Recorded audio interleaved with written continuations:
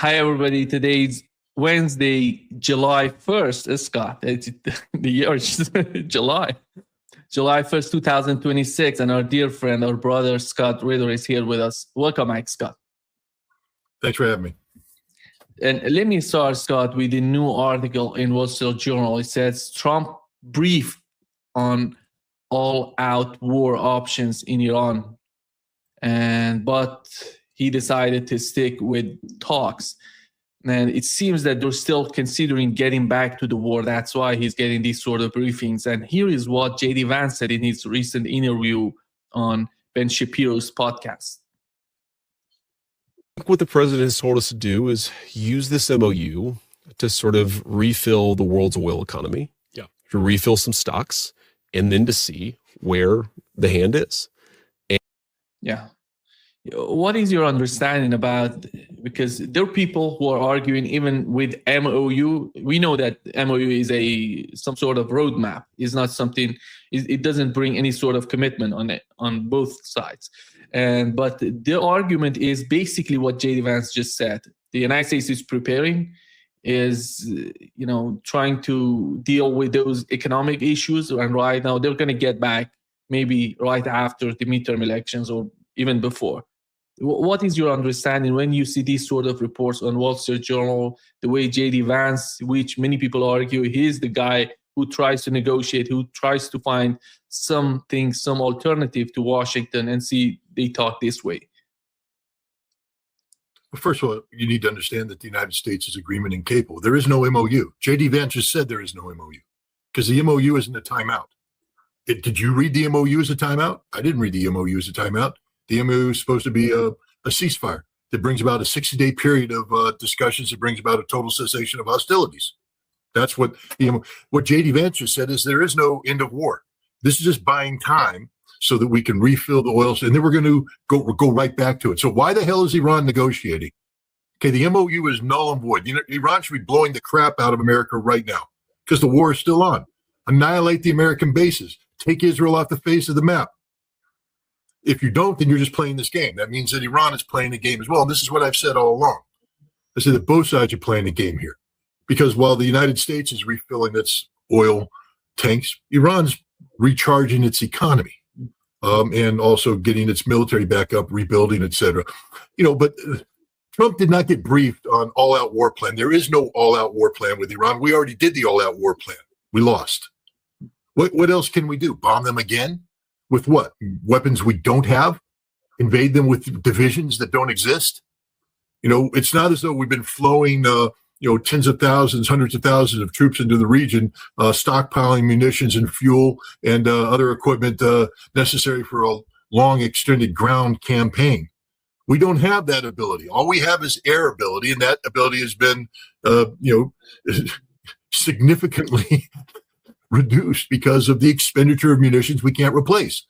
So right now, Trump is just buying time until the midterms. That's all this is about. This is about political buying time. He's a liar. He's a charlatan. He's a fraud. He's Donald Trump. Everybody should have known that. The Iranians know that. But if you know that going in, then you adjust accordingly as well. This means that Iran is not just sitting on its hands. Iran is strengthening its military capacity, and Iran is strengthening its economy. The last time I checked, it was Iran that got a whole bunch of oil tankers out of the Persian Gulf into the open sea for going to market. They've sold a lot of oil. They're making a lot of money. They're raising funds. This is the reality. The reality is that at the end of the day, if Iran isn't willing to shut the Strait of Hormuz permanently until they have a actual peace treaty, this is what Iran's going to get. Because all Trump is doing is playing stupid games, really stupid, dishonest games. But hey, we're talking about the nation that was negotiating with Iran about, resolving the nuclear problem when they attacked, not once, but twice. So this is just par for the course. The United States can't be trusted, and every nation in the world should be watching this. Russia, you can't make a deal with America because it's not a deal. America will say one thing, the MOU says that we've committed to something else. We haven't committed to anything except recharging the oil tank. That's it. Yeah. When, in your opinion, let's assume he's considering all-out war. Is that going to bring when I think the only difference they can bring to the battlefield is going to be ground invasion, which is something they haven't done before. They talk about it, about Hark Island. We had Keith Kellogg talking about it, General Keane on Fox News talking about it. And basically their argument is if we can capture Hark Island or some islands in the southern part of Iran, that would be a huge influence, not only on Iranian economy, but also on the Strait of Hormuz. We can basically control this strait. And let's assume his main objective is going to be that. Is that achievable militarily? No. I mean, we might be able to flood the zone and get some troops in there to temporarily occupy Karg Island, but then what? We've set up a Din Bin Phu type situation where we have people in a small little place that's going to get pounded into the dust by Iranian missiles that we can't interdict. We're going to try and push an air envelope over the island. We're going to lose aircraft, and eventually we'll have to withdraw our troops from the island. Plus, I don't think we can take the island. Where are we going to get the troops? How are they going to get there? People haven't thought this thing through. When you deploy tens of thousands of troops, they have to land at an airfield. I think Iran will know what airfield that is almost immediately upon the arrival of the first airplane. That airfield will become inoperable, attacked constantly. Any troops that have been offloaded have to go to a troop assembly point that becomes a target. How do you assemble troops and get them prepared, get the equipment ready to operate when they're being attacked by missiles constantly? Steve Kelly doesn't know what he's talking about. None of them know what they're talking about. This is just stupidity, real stupid. I mean, if they presented this at a command and staff college course, they'd be fired for incompetence. They'd be relieved. They'd be kicked out because it just shows absolute lack of military acumen. Logistics. Where are you going to get the logistics for this ground combat operation they want to wage? We're talking about two Army officers that have no idea what an amphibious operation is, because that's where they're going to drop paratroopers on Karg Island. You come in with air assault. Think Grenada. Ask the Delta Force in the 160th what it was like to launch a helicopter attack on a lightly defended airfield. They got the shit knocked out of them. We come into Karg Island, we'll lose every single helicopter. Koh Tang Island is, again, 11 helicopters went in, 8 got damaged or shot down, 3 were left heavily damaged. Guys, history speaks for itself. We can go to the 1972 when we tried to do a major air assault into Laos out of South Vietnam. Ask the American helicopter forces that flew in the Vietnamese. We just got shot out of the sky. Go to the Gulf War 2003 when the 101st Airborne tried to send their Apaches into Karbala. Every single Apache came back with battle damage. This is the reality of it. These guys just don't know what they're talking about. I want to remind them Iran won the war because we weren't able to do this. And nothing's changed. It's only gotten worse for us. So, no, there's no all-out war plan. This is a lie being told by the administration to a compliant Wall Street Journal. There was no such briefing, because there can be no such briefing, because it's fiction. There is no all-out war plan because we lack the capacity to wage all-out war against Iran. That's a statement of fact. You're talking to somebody who's actually done a plan to invade Iran in 1985. I know what it takes. And that was Iran that wasn't anywhere near what they are today. So, I can't even say with all due respect to Kellogg and King, because I have no respect for these two men. They're pure propagandists, pure pro-Trump propagandists who are lying to the American people. And in doing so, they're weakening American democracy, because the key aspect of American democracy is for the American citizen to hold his or her elected officials accountable for what they do in their name. In order to do that, we have to be an informed electorate. It's the duty and responsibility of government to be accurate in their description of problems to the American people. The government, after all, works for the American people. It doesn't work the other way around. The American people are not the employees of the U.S. government. The U.S. government works for us, therefore they're accountable to us. They must tell us the truth about what they're doing. And what we have right now is the government lying to the American people, using the media to facilitate this lie so the American people don't ask the right questions. There's a midterm election coming up, and Donald Trump wants the American people as ignorant, stupid, ill-informed as possible so that they don't hold him to account. Because if they do, he'll lose the House, he'll lose the Senate, he'll spend the rest of his term being impeached. Play the J.D. Vance clip where he says that, where he says Donald Trump's going to get impeached. if he loses the midterm elections. Donald Trump's going to lose the midterm elections because he just blew it. He doesn't understand. See, he's a scam artist. He's a grifter. Recharging the fuel tanks doesn't solve anything. Donnie, baby, the fuel tanks were full when you started this war. And then the Iranians cut off the Strait of Hormuz, and they weren't full anymore. All you're doing is just playing stupid games. If you go to all-out war, you're not going to recapture the Strait of Hormuz. The Strait of Hormuz will be closed, and we're going to go back down to empty. The American people should be smart enough to see this and understand this. Since the ceasefire been announced between the two sides, we had something like 4 attacks, American attacks on Iranians, and then Iranian responses. What is your assessment of, the Iranian air defense system? Because all of these attacks were far, away from the Iranian borders in the southern part of Iran. They didn't attack the targets from the western part of Iran, which was the case during the war. Then all attacks, 4 attacks, it was basically in the southern part of Iran and in these islands or these close, some regions, some areas like Syria. They're so close to the Persian Gulf and to the Sea of Oman as well. And do you think there is an assessment on the two sides, understanding what's going on with the air defense? Because I don't remember if Iran had or actually Archer. They said they have a new air defense system. In my opinion, is the new integration of the air defense system they already had before. What is your understanding of these new air defense systems that Iran is talking about? I don't know. I mean, what I would say is, what we saw near the end of the war, that Iran was transitioning from radar controlled air defenses, which the United States, has the capacity to engage with. Our entire suppression of enemy air defense concept is predicated on identifying radars and destroying radars, suppressing radars, jamming radars.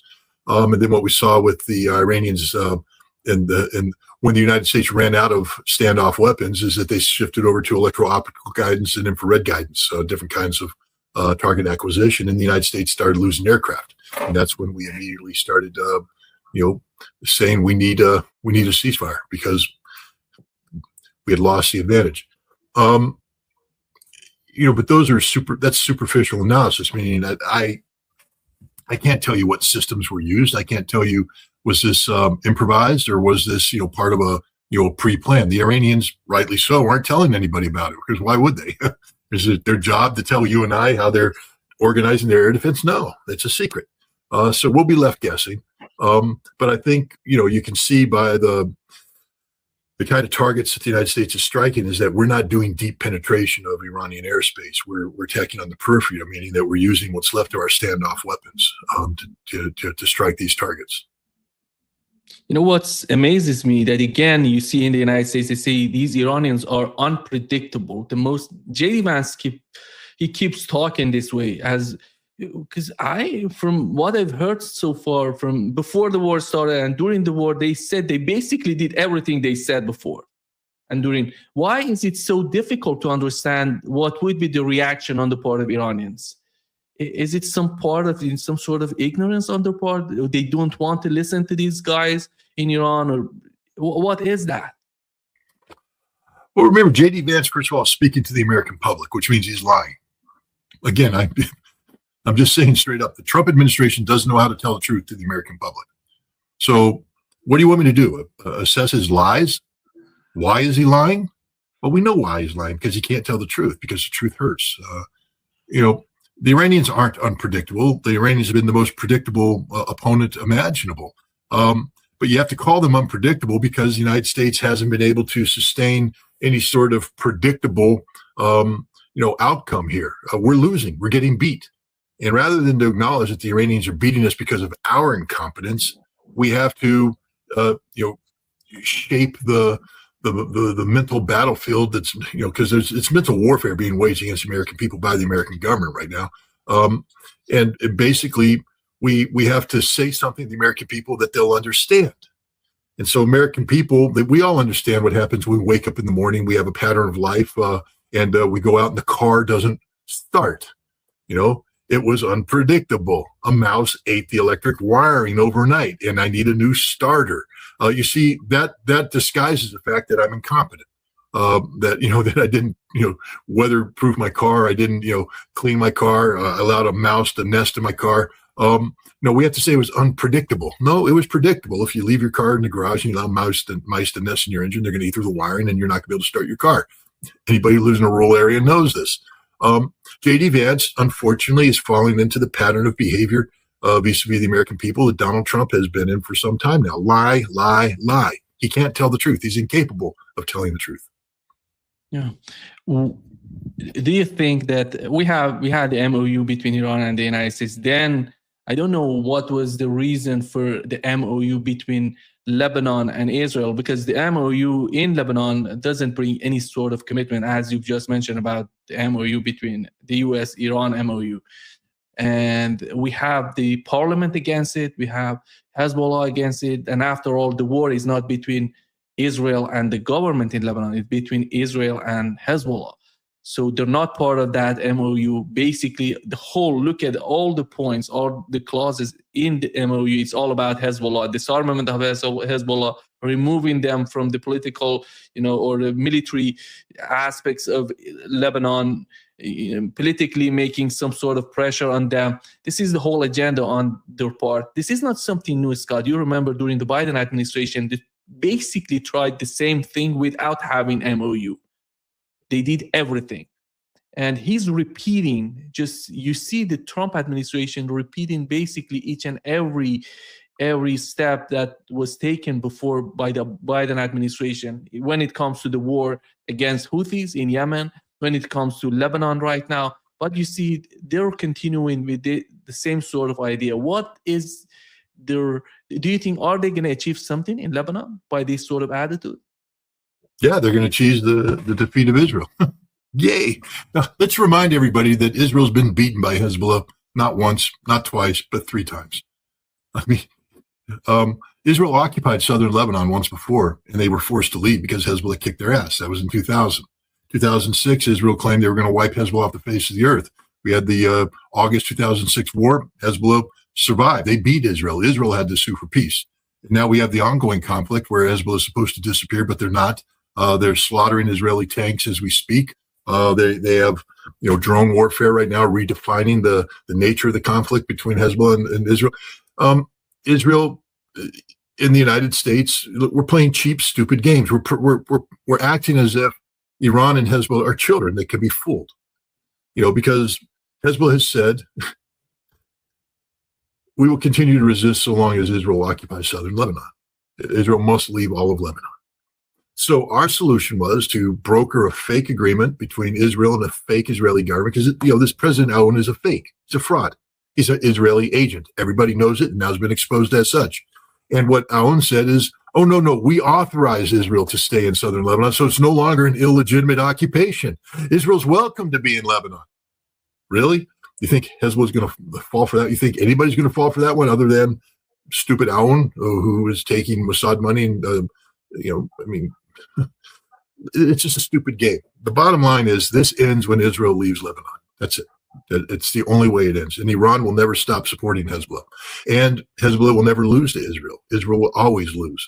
And the United States will always lose because we don't have a plan. When the forces of righteousness stand up against the forces of evil, the forces of righteousness will win. Hezbollah is the righteous side on this fight. And Iran. Before the fall of Bashar Assad, the problem in the region was Iran and the acts of resistance. Right now, Israelis are talking about 2 fronts. One of them against the Muslim Brotherhood, which is basically what they're thinking of, a combination of Turkey and Qatar. And the other side is the acts of resistance. It seems to me that in Israel, the priority right now is somehow shifting toward Turkey, because they see Turkey and Syria as one of the main problems right now, because they see somehow Syria may be easier than Lebanon, because in Lebanon they have Hezbollah there and they're fighting back. So let's try something in Syria. Do you think that is the recipe for Washington to stay there forever? Well, I don't think Washington wants to stay there forever. I mean, if that's the recipe, then they're just setting themselves up for failure. I mean, Donald Trump ran on a campaign that said, we're getting out of the Middle East. No more forever wars. So if you're saying now the policy of the United States is to get ourselves in a forever war, the American voters are stupid. We're ignorant. We have short-term memories, but we're not that stupid. We're not that ignorant, and our memories aren't that bad. We know what we heard in the last campaign. We know what the president promised, and we know that what's happening right now is the exact opposite of what he promised, and that this is not a situation that was imposed on him. This is a situation because he opted to do this. This is 100% Donald Trump's fault.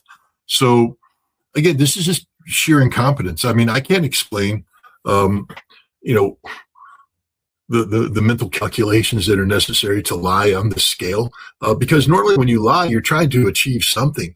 So the lie is designed to deceive people into believing, something else is happening. Here, the lies are actually leading people straight to that which you should be trying to avoid. I mean, the president shouldn't be trying to, take ownership of a forever war, but that's what's happening here.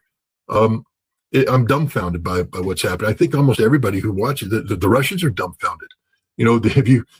Have you seen what Sergei Lavrov has been saying recently and what Vladimir Putin's been insinuating? That Donald Trump's insane.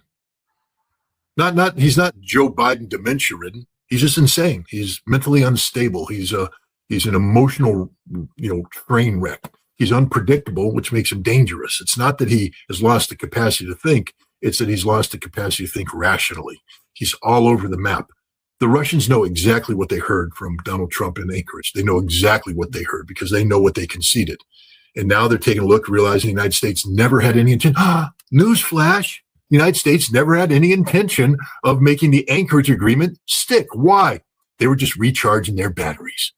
Whether it's refilling the oil tank or recharging your batteries, it means the United States is lying to you. The United States is agreement incapable. This is a lesson for the entire world. Hey, NATO, you're getting ready to get together in Ankara to talk about the future. The United States is going to promise you stuff, and it will never deliver because we're not here to be an agreement-capable nation.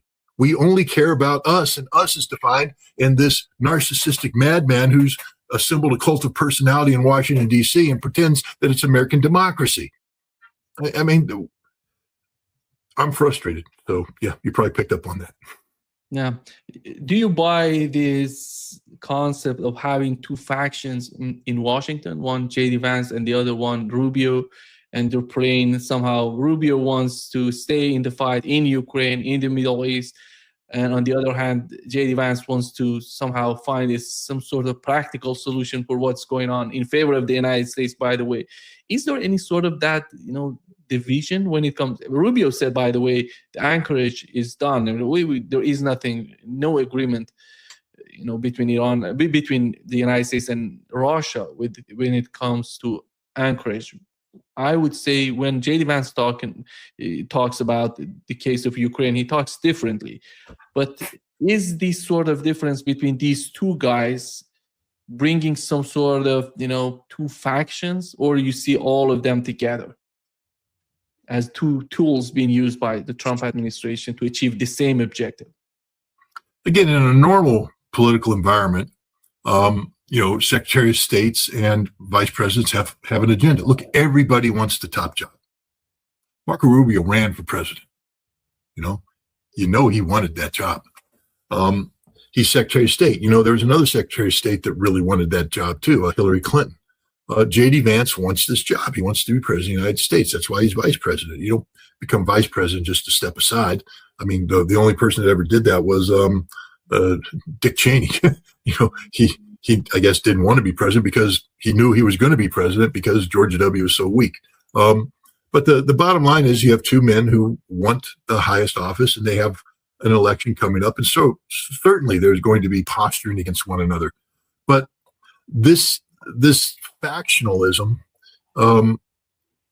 succeeds only in an environment where, you have normalcy in terms of governance. A chief executive who understands relationships. I mean, the difference between a secretary of state and a vice president, and then apportions responsibilities accordingly.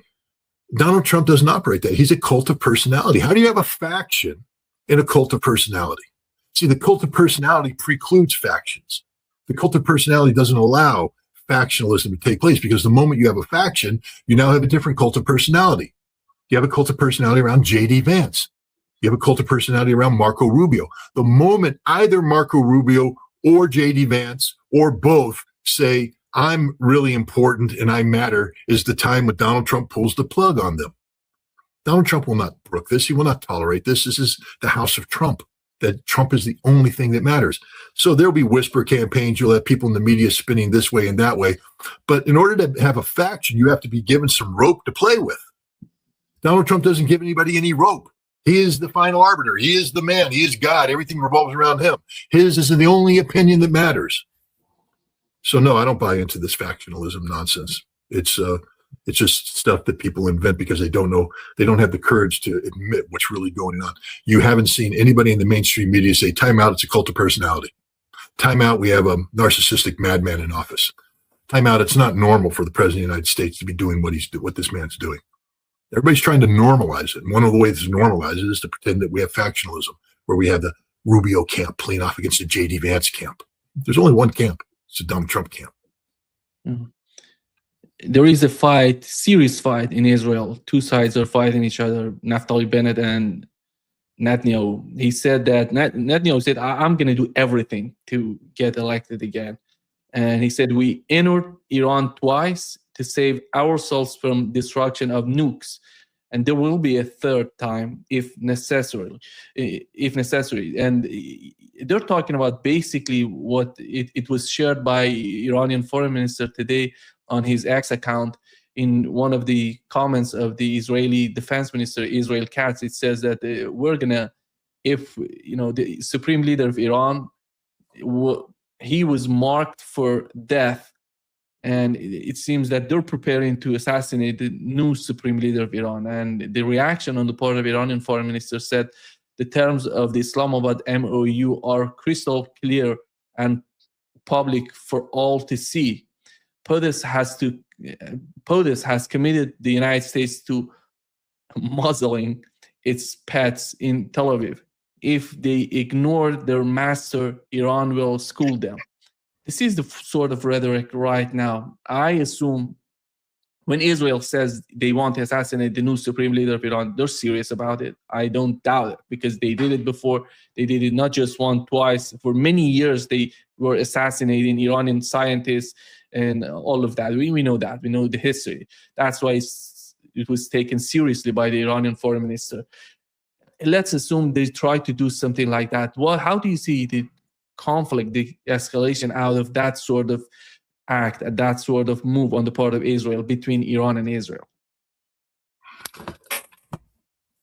How do I see it? It doesn't matter how I see it. I mean, because the reason I'm asking you, it's you always have the United States in the background, or Israel tried to start a war that they're not capable of fighting it, but they want the United States to fight it instead. Right, but the difference this time is that was always hypothetical. Under the Obama administration, we could beat Iran just if the United States joined in.